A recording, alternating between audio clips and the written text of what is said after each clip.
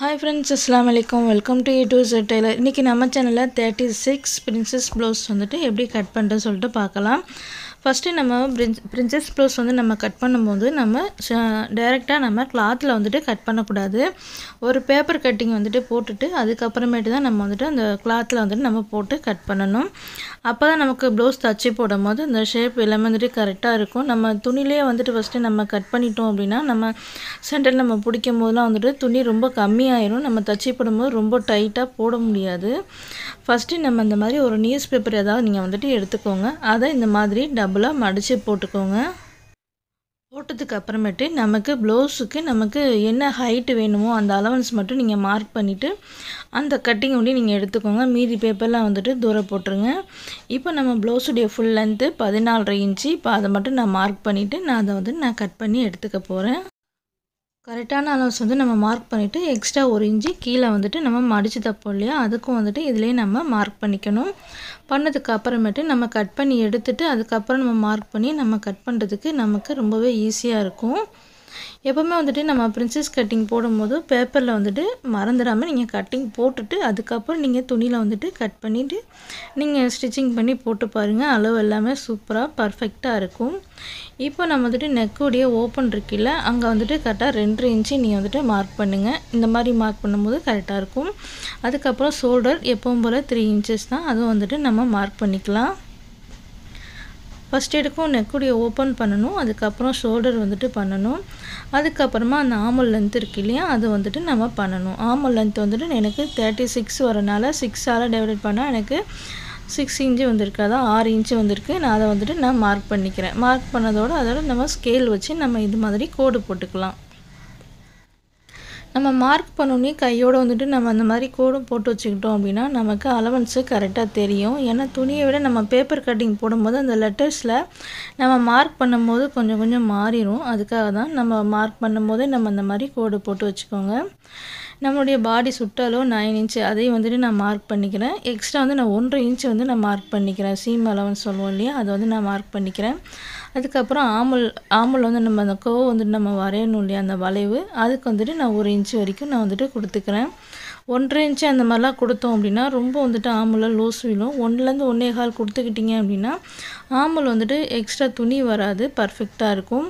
அதுக்கு அப்புறம் ஃப்ரண்ட் உடைய நெக் லெந்த் வந்துட்டு நம்ம மார்க் பண்ணிட்டு அதையும் வந்துட்டு நம்ம பாக்ஸ் மாதிரி போட்டுட்டு அதுக்கு அப்புறமேட்டு நம்ம அந்த நெக் உடைய நமக்கு என்ன நெக் ஃப்ரண்ட்ல வேணுமோ அதை வந்துட்டு நம்ம மார்க் பண்ணிக்கலாம். இப்போ நான் வந்துட்டு ஃப்ரண்ட்ல நான் ரவுண்ட் நெக் தான் போறேன். நான் வந்துட்டு அத மார்க் பண்ணிக்கிட்டேன்.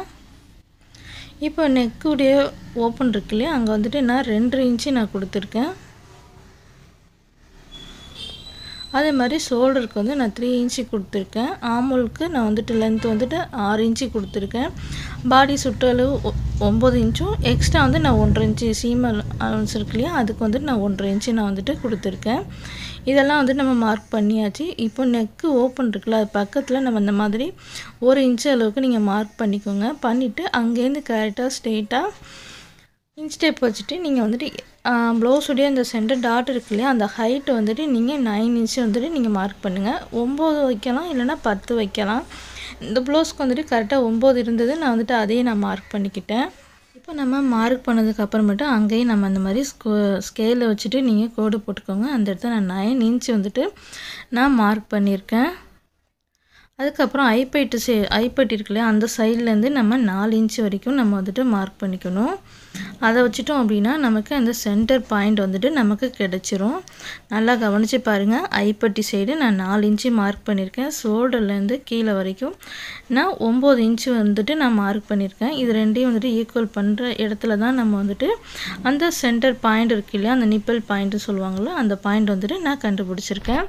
இதே மாதிரி தான் நீங்களும் உங்க ப்ளவுஸ்ல நீங்க மார்க் பண்ணனும். இந்த மாதிரி நீங்க மார்க் பண்ணிட்டு நீங்க தைக்கும்போது ப்ளவுஸ் உடைய அந்த ஷேப் வந்துட்டு கரெக்ட்டா அந்த இடத்துல ஃபிட்டிங் வந்துட்டு கரெக்ட்டா இருக்கும். இப்போ நம்ம மார்க் பண்ணிருக்கோம்ல இங்க இருந்து வந்து நம்ம ஆர்மலுக்கு ஒரு கொஞ்சமா வளைவு மாதிரி நம்ம வந்துட்டு இந்த மாதிரி வளைவா நம்ம வந்துட்டு வரைஞ்சிக்கணும். இப்போ கீழ வந்துட்டு கரெக்ட்டான அலவன்ஸ் வந்து நம்ம மார்க் பண்ணிருக்கோம்ல அந்த இடத்துல இந்த மாதிரி ஸ்கேல் வச்சு கோடு போட்டுக்கோங்க. கீழ வந்துட்டு நம்ம 1 இன்ச் மடிக்கி விட்டோம் இல்லையா அது அப்படியே இருக்கட்டும். இப்போ சென்டர்ல இருந்து கீழ வரைக்கும் இந்த மாதிரி ஸ்ட்ரைட்டா வந்துட்டு கோடு போட்டுக்கோங்க. போட்டதுக்கப்புறமேட்டு அந்த சைடு அகலத்துக்கு நம்ம சென்டர் டாட் பிடிக்க 1.25 இன்ச்சு நம்ம மார்க் பண்ணோம் இல்லையா, அந்த 1.25 இன்ச் வந்து இங்கே மார்க் பண்ணிக்கோங்க. அப்புறம் கீழேருந்து மேலே வரைக்கும் இந்த மாதிரி 1 இன்ச்சு அளவுக்கு நீங்கள் மார்க் பண்ணிட்டு அதை ஸ்ட்ரெயிட்டாக கோடு மாதிரி போட்டுக்கோங்க. இப்போ இங்கேருந்து நம்ம ஸ்கேல் வச்சுட்டு அதுக்கப்புறம் நம்ம வந்துட்டு கிராஸாக வந்துட்டு நம்ம கோடு போட்டுக்கலாம். நல்லா கவனித்து பாருங்கள். நம்ம சென்டர் டாட்டில் எப்போ நம்ம வந்துட்டு 1.25 இன்ச் இந்த சென்டர் டாட்லேருந்து நம்ம டாட் பிடிப்போம் இல்லையா, அந்த அலவன்ஸ் தான் வச்சுட்டு நீங்கள் இன்ச் டேப் வச்சு நீங்கள் மார்க் பண்ணிக்கோங்க. அதுக்கப்புறம் இந்த மாதிரி ஸ்ட்ரெயிட்டாக வந்துட்டு கோடு போட்டுக்கோங்க. அதுக்கப்புறமேட்டு இங்கேருந்து நீங்கள் ஆமோலுக்கு இந்த மாதிரி லைட்டாக வளைவாக வந்துட்டு வரைஞ்சிக்கணும்.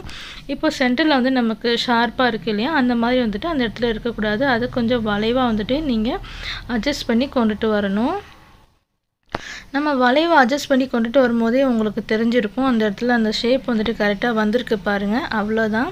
பிரின்சஸ் கட்டிங் சொல்லிட்டு ரொம்ப கஷ்டம் இல்லை, இருக்கிறதுல வந்துட்டு ரொம்ப ஈஸியாக வந்துட்டு நம்ம கட் பண்ணி தைச்சிடலாம்.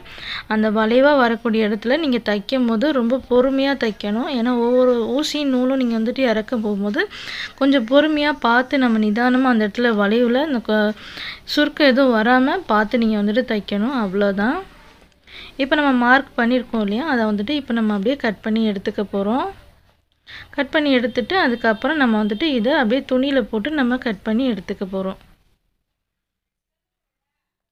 கரெக்டாக அந்த நம்ம டிராயிங் பண்ணியிருக்கோம் இல்லையா அலவன்ஸ்லாம் வச்சு, அதுக்கு மேலேயே வந்துட்டு பண்ணுங்கள். எக்ஸ்ட்ரா எதுவுமே வந்துட்டு விடக்கூடாது. இப்போ அதே மாதிரி கீழே வந்துட்டு நம்ம டாட் பிடிக்கிறதுக்கு நம்ம அலவன்ஸ் பண்ணோம் இல்லையா, அதையும் வந்துட்டு நம்ம கட் பண்ணி எடுத்துக்க போகிறோம். அந்த இடத்துல லைட்டாக அந்த மாதிரி பொறுமையாக நீங்கள் வளைவாக வந்துட்டு கட் பண்ணி எடுத்துக்கோங்க. இப்போ நம்ம வந்துட்டு கட் பண்ணி எடுத்துட்டோம். அந்த வளைவு வந்துட்டு பாருங்கள், பார்க்கும் போதே நமக்கு வந்துட்டு தெரிஞ்சிருக்கும். இப்போ சைடில் வந்துட்டு மீதி கிளாத், அதான் மீதி இருக்கக்கூடிய இந்த பேப்பர் எல்லாத்தையும் வந்துட்டு நம்ம கட் பண்ணி எடுத்துடலாம்.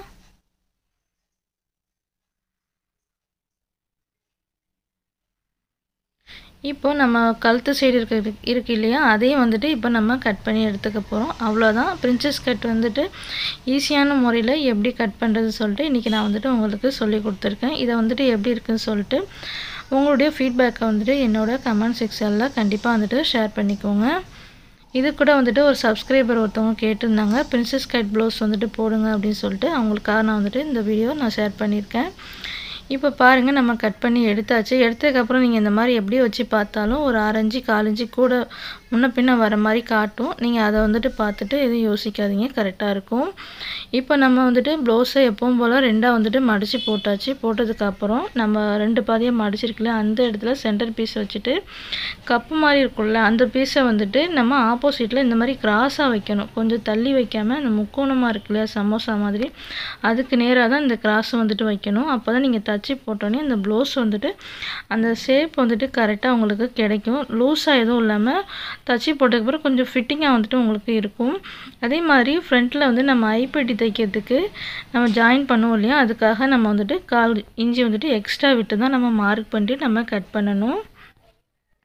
ஏன்னா பிரின்சஸ் கட் ப்ளவுஸை பொறுத்த வரைக்கும் நம்ம எல்லா இடத்தையும் நம்ம ஜாயின் பண்ணுறனால ஒவ்வொரு இடத்துல நம்ம 1/4 இன்ச்சு 1/2 இன்ச்சு இந்த மாதிரி வந்துட்டு நம்ம விட்டுட்டு நம்ம கட் பண்ணோம் அப்படின்னா நம்ம தச்சு முடிச்சோன்னே நம்ம அளவு ப்ளவுஸில் என்ன அலவன்ஸ் இருக்கோ அதே அலவன்ஸ் வந்துட்டு இந்த ப்ளவுஸ்லேயும் கரெக்டாக இருக்கும்.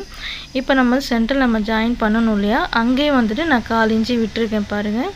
ஐப்பட்டி சைடும் நான் 1/4 இன்ச்சு விட்டுருக்கேன். இந்த சென்டர் பீஸ் வந்து நம்ம ஜாயின் பண்ணணும்ல, அங்கேயும் வந்துட்டு நான் 1/4 இன்ச்சு விட்டுருக்கேன். மற்றபடி அந்த ஆமல் சைடெலாம் வந்துட்டு அதே அலவன்ஸ் தான் வைக்கணும். ஷோல்டருக்கும் அதே தான் வைக்கணும். நெக்குக்கும் வந்துட்டு நீங்கள் அதே அலவன்ஸ் தான் வந்துட்டு மார்க் பண்ணணும். எக்ஸ்ட்ரா எதுவுமே வந்துட்டு விடக்கூடாது. நான் ஐப்பட்டிக்கும் நான் சென்டரில் வந்து நான் ஜாயின் பண்ணுறதுக்கு மட்டும்தான் நான் விட்டுருக்கேன். வீடியோ வந்துட்டு நல்லா கவனித்து பாருங்கள். ஸ்கிப் பண்ணிவிட்டு பார்த்துட்டு போனீங்க அப்படின்னா நான் எந்த இடத்துல எவ்வளோ அலவன்ஸ் சொல்கிறேன் அப்படின்னு சொல்லிட்டு உங்களுக்கு தெரியாது, நீங்கள் மாற்றி கட் பண்ணிடுவீங்க. இப்போ இதை எப்படி நம்ம ட்ராயிங் பண்ணோமோ இப்போ அதே மாதிரி நம்ம வந்துட்டு அதையும் நம்ம ட்ராயிங் பண்ண போகிறோம். கீழே வந்துட்டு அதே அலவன்ஸ் தான், சைட்லேயும் அதே அலவன்ஸ் தான், ஆமலுக்கும் அதே அலவன்ஸ் தான். பட் ஆனால் நம்ம சென்டரில் நம்ம வந்துட்டு ஜாயின் பண்ணணும் இல்லையா, அதை வந்துட்டு நம்ம எக்ஸ்ட்ரா விட்டுட்டு நம்ம வந்துட்டு கட் பண்ணி எடுத்துக்கணும். இப்போ இந்த மாதிரி 1/2 இன்ச்சு விட்டுருக்கோம் இல்லையா, இதை மட்டும் நம்ம வந்துட்டு எக்ஸ்ட்ரா நம்ம கட் பண்ணி எடுக்கணும். இப்போ நம்ம வந்துட்டு மார்க் பண்ணியிருக்கோம் இல்லையா, இப்போ அது மேலே வந்துட்டு இப்போ நம்ம கட் பண்ணி எடுத்துக்கலாம். என்னுடைய சேனலில் நிறைய வீடியோஸ் வந்துட்டு போட்டிருக்கேன். நிறைய மோட்டிவேஷன் மாதிரியான வீடியோஸும் வந்துட்டு நான் போட்டிருக்கேன். எப்படிலாம் தைக்கலாம், எப்படிலாம் கட் பண்ணலாம் அப்படின்னு சொல்லிட்டு வீடியோ வந்துட்டு நான் போட்டிருக்கேன். அது மட்டும் இல்லாமல் 28 சைஸ் ப்ளவுஸ்லேருந்து 50 சைஸ் ப்ளவுஸ் வரைக்கும் மெஷர்மெண்ட் வீடியோ வந்துட்டு நான் உள்ளே போட்டிருக்கேன். என்னுடைய சேனலில் நிறைய இருக்குது, உள்ளே போய்ட்டு செக் பண்ணி பாருங்கள். இது எல்லாமே வந்துட்டு உங்களுக்கு யூஸ்ஃபுல்லாக இருக்குது அப்படின்னா உங்கள் ஃப்ரெண்ட் அண்ட் ஃபேமிலி கூட இந்த வீடியோ வந்துட்டு நீங்கள் ஷேர் பண்ணிக்கோங்க. அவங்களும் வந்துட்டு பார்த்துட்டு அவங்களுக்கும் ரொம்ப யூஸ்ஃபுல்லாக இருக்கும் இல்லையா? அவங்களுக்கும் நிறைய விஷயத்தில் வந்து டவுட் இருக்கும். என்னுடைய சேனல் நீங்கள் வந்துட்டு ஷேர் பண்ணும்போது அதில் வந்துட்டு அவங்களுக்கு சில டிப்ஸு கூட கிடைக்கிறதுக்கும் வாய்ப்பு இருக்குது. அதுக்காக தான் சொல்கிறேன். நான் வந்துட்டு நிறைய பேர் டைலரிங் வந்துட்டு வீட்டில் வந்துட்டு டைலர் கிளாஸ் போக முடியாமல் இருக்கிறவங்களுக்காக நான் வந்துட்டு எடுத்துக்கிட்டு இருக்கேன். இதில் நிறைய பேர் வந்துட்டு பயனடையணும். நான் கட்டோரி ப்ளவுஸ்லேருந்து பிரின்சஸ் ப்ளவுஸ்லேருந்து எல்லா நெக் டிசைன் எல்லாமே வந்துட்டு கற்றுக்கணும் அப்படின்னா வீட்டில் இருந்தபடி ஈஸியான முறையிலே நீங்கள் வந்துட்டு வீட்டில் இருக்கக்கூடிய மெட்டீரியல் வச்சே நீங்கள் கற்றுக்கலாம். அந்த மாதிரி ஒரு இதில் தான் வந்துட்டு நான் கிளாஸ் எடுத்துக்கிட்டு இருக்கேன். நீங்களும் வந்துட்டு தாராளமாக பார்த்துட்டு கற்றுக்கோங்க. உங்கள் ஃப்ரெண்ட் அண்ட் ஃபேமிலி கூடயும் வந்துட்டு என்னுடைய சேனலை ஷேர் பண்ணிக்கோங்க. அவங்களும் பார்த்துட்டு அவங்களும் வந்துட்டு முழுமையாக கற்றுக்கட்டும். ஏன்னா நான் நிறைய டிப்ஸ் அண்ட் ட்ரிக்ஸோடு தான் நான் வந்துட்டு வீடியோஸ்லாம் வந்துட்டு நான் போட்டுக்கிட்டு இருக்கேன். இப்போ நம்ம வந்துட்டு கட் பண்ணி எடுத்துட்டோம். எடுத்ததுக்கப்புறமேட்டு பார்த்தீங்க அப்படின்னா ஒரு 1/4 இன்ச்சு 1/2 இன்ச்சு இந்த மாதிரி நமக்கு ஏத்தில் இறக்கமாக இருக்கிற மாதிரி தெரியும். அது ஏன்னா நம்ம சென்டரில் நம்ம வளைவாக நம்ம வந்துட்டு கட் பண்ணியிருக்கோம் இல்லையா? அதனால வந்துட்டு நமக்கு அந்த மாதிரி தெரியும். நம்ம வச்சு நம்ம தைச்சதுக்கு அப்புறமேட்டு பார்த்தீங்க அப்படின்னா நமக்கு வந்துட்டு ப்ளவுஸ் கரெக்டாக இருக்கும். இப்போ இது மேலே நான் வந்துட்டு வச்சு தச்சு காட்டுற பாருங்கள். நம்ம ஜாயின் பண்ணும்போது நம்ம மேலே ஆமுல் இருக்கு இல்லையா? அங்கேயும் தான் வச்சுட்டு நம்ம ஜாயின் பண்ணணும். அந்த மாதிரி பண்ணும்போது தான் நமக்கு வந்துட்டு அந்த கீழே வந்துட்டு ஏற்றல் இறக்கம் வராது. ஒரு 1/4 இன்ச்சுக்காரன் தான் நமக்கு வந்துட்டு வரும். அது வந்ததுன்னா பிரச்சனை கிடையாது. அதனால தான் நம்ம வந்துட்டு மேலேருந்து தான் எப்போவுமே பிரின்சஸ் கட் ப்ளவுஸ்க்கு நம்ம வந்துட்டு கட் பண்ணிவிட்டு அதுக்கப்புறம் ஜாயின் பண்ணுறது. ஆமுல் சைட்லேருந்து தான் கீழே வரைக்கும் நீங்கள் வந்துட்டு ஜாயின் பண்ணணும். கீழேருந்து வந்துட்டு பண்ணிடாதீங்க, மேலேருந்து பண்ணுங்கள். அது வந்துட்டு கரெக்டாக இருக்கும். இப்படி வச்சு பார்க்கும்போது கண்டிப்பாக வந்துட்டு 1/2 இன்ச்சு வந்துட்டு ஏற்றல் இருக்கிற மாதிரி நமக்கு கண்டிப்பாக தெரியும். ஏன்னா நம்ம ப்ளவுஸ் வந்துட்டு தப்பாக கட் பண்ணிட்டோமா அப்படின்னு நினச்சிட்டு எக்ஸ்ட்ரா உள்ள துணி எதுவும் நீங்கள் வந்துட்டு கட் பண்ணிடாதீங்க. கண்டிப்பாக நீங்கள் வந்துட்டு தச்சு முடிச்சுட்டு நீங்கள் போட்டு பார்க்கும்போது கரெக்டாக இருக்கும். நம்ம தச்சு முடித்தோடனே ஃபினிஷிங்கில் வந்து பார்த்தீங்க அப்படின்னா ஒரு 1/4 இன்ச்சு இந்த மாதிரி தான் வந்துட்டு எக்ஸ்ட்ரா இருக்கும். அதனால ஒன்றும் பிரச்சனை இல்லை. இப்போ நார்மலாக நம்ம பேக் சைடு உள்ள அலவன்ஸ் வந்துட்டு நம்ம மார்க் பண்ணிவிட்டு நம்ம கட் பண்ணி எடுத்துக்க போகிறோம். அடுத்த வீடியோ வந்துட்டு என்ன வேணும் அப்படின்னு சொல்லிட்டு கமெண்ட் செக்ஷனில் சொல்லுங்கள். கண்டிப்பாக வந்துட்டு நான் ஷேர் பண்ணுறேன். இதனுடைய ஸ்டிச்சிங் வீடியோ வந்துட்டு அடுத்தடுத்து நான் வந்துட்டு அப்லோட் பண்ணுறேன். இப்போ வந்துட்டு நம்ம ஃப்ரண்ட்டில் வந்துட்டு நம்ம எப்படி மார்க் பண்ணோம், neck with, shoulder, arm length, body சுற்றளவு இதெல்லாம் வந்துட்டு நம்ம மார்க் பண்ணோம் இல்லையா? அதே மாதிரி இதுலேயே வந்துட்டு வச்சுட்டு நம்ம மார்க் பண்ணிக்கலாம். இன்றைக்கி நான் வந்துட்டு பிரின்சஸ் கட்டுடைய ப்ளவுஸுடைய பேக் சைடும் ஃப்ரண்ட் சைடும் தான் நான் வந்துட்டு கட் பண்ணியிருக்கேன். ஸ்லீவ் வந்துட்டு நான் கட் பண்ணலை. ஏன்னா ஸ்லீவ் வந்துட்டு எல்போ வரைக்கும் கேட்டிருக்காங்க. மீதி கிளாத் இருக்கு இல்லையா? அது வந்து நான் ஜாயின் பண்ணிவிட்டு அதுக்கப்புறம் தான் நான் வந்துட்டு கட் பண்ணுவேன். அதனால வந்துட்டு நான் ஸ்லீவ் வந்துட்டு கட் பண்ணலை. எப்போவுமே நீங்கள் வந்துட்டு ஒரு ப்ளவுஸ் வந்து நீங்கள் கட் பண்ணி தைக்கிறீங்க அப்படின்னா கண்டிப்பாக வந்துட்டு நீங்கள் தச்சு முடிக்கிற வரைக்கும் ஒரு சின்ன பிட்டு கூட நீங்கள் கீழே போடாதீங்க. எப்போ வேணாலும் எந்த இடத்துல தான் அந்த பிட்டு வந்து நமக்கு யூஸ்ஃபுல்லாக இருக்கும். தச்சு முடிச்சதுக்கு அப்புறமேட்டு நீங்கள் தூக்கி போகிறதுல ஒன்றும் பிரச்சனை கிடையாது. தைக்கிறதுக்கு முன்னாடியே கட் பண்ணும்போது இது வந்துட்டு சின்ன பீஸ் தானே, இது எதுக்கு நமக்கு தூக்கி போட்டுடலாம் அப்படின்னு நினச்சி தயவுசெய்து தூக்கி போடாதீங்க. டக்குன்னு பார்த்தீங்க அப்படின்னா நமக்கு அந்த ஆர்மில் நம்ம சைடு ஜாயின் பண்ணுவோம்ல, அங்கே வந்துட்டு துணி பத்தாத மாதிரி காட்டும். இல்லைனா ஸ்லீவில் வந்துட்டு நமக்கு கொஞ்சம் துணி பத்தாத மாதிரி காட்டும். அதுக்காக தான் சொல்கிறேன், தூக்கி போடாமல் எல்லா துணியுமே வந்துட்டு பத்திரமா எடுத்து வைங்க. தச்சு முடிச்சதுக்கப்புறம் போட்டு பாருங்கள், கரெக்டாக இருக்குது. இதுக்கப்புறம் நமக்கு எதுவும் தேவையில்லை அப்படின்னா கண்டிப்பாக நீங்கள் வந்துட்டு தூக்கி போடுங்க.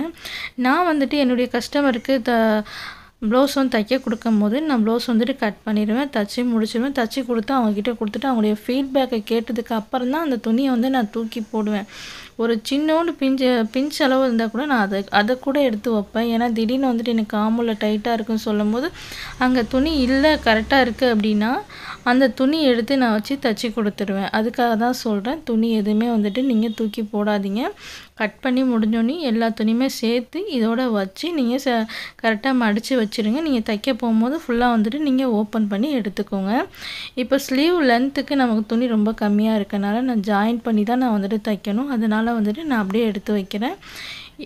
இன்றைக்கி அவ்வளோதான். இதோட வீடியோ வந்துட்டு முடியுது. இந்த வீடியோ பிடிச்சிருக்கு அப்படின்னா நம்ம சேனலை ஃபாலோ பண்ணிக்கோங்க. நெக்ஸ்ட்டு வேறு ஏதாவது ஒரு கட்டிங்கோடு நம்ம வந்துட்டு மறுபடியும் சந்திக்கலாம். அஸ்ஸலாமு அலைக்கும். கண்டிப்பாக பிடிச்சிருக்கு அப்படின்னா நம்ம சேனலை சப்ஸ்கிரைப்